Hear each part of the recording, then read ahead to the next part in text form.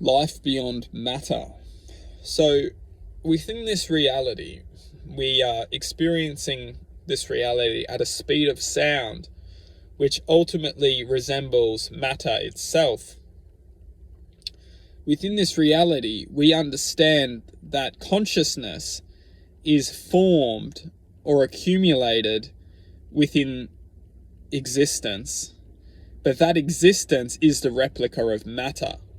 So essentially, consciousness exists everywhere, and that is exactly why consciousness doesn't just exist in this reality, it exists outside of this reality. Although inside this reality, matter is essentially interpreted as the speed of sound. Depending on the speed of sound will resemble different forms of matter, and consciousness itself is experiencing everything within this reality. It is essentially everything in harmony with everything.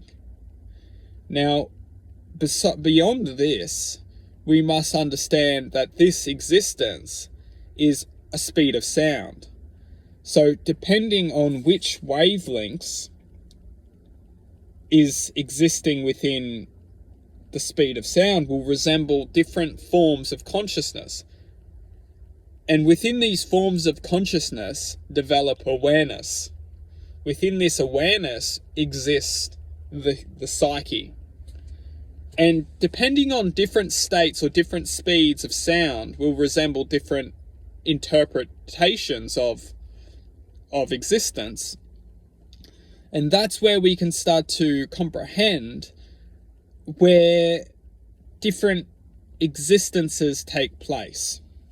So if we are essentially one existence, we are essentially one, you could say, psyche, experiencing different aspects of itself, where one frequency, not necessarily one frequency, but where one psyche experiencing different aspects of itself, because depending on different speeds of awareness, and realistically we must look at different speeds of awareness as different wavelengths being able to see from different points of attention.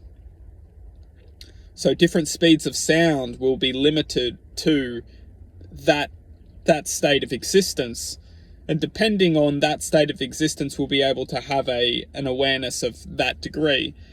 Now, in saying this, what's crucial to understand is that judgment is the factor of limitation.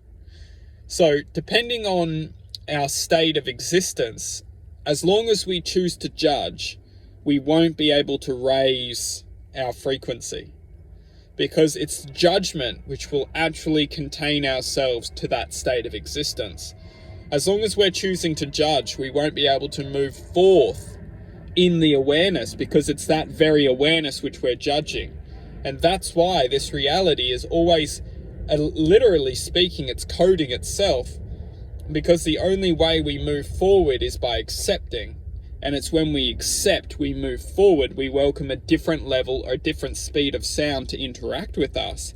And when that interaction comes into our auric field, our existence, as long as we're accepting it, we move forward with it. We start to bring the change, bring the state of elevation, bring the frequency, which will then ultimately allow us to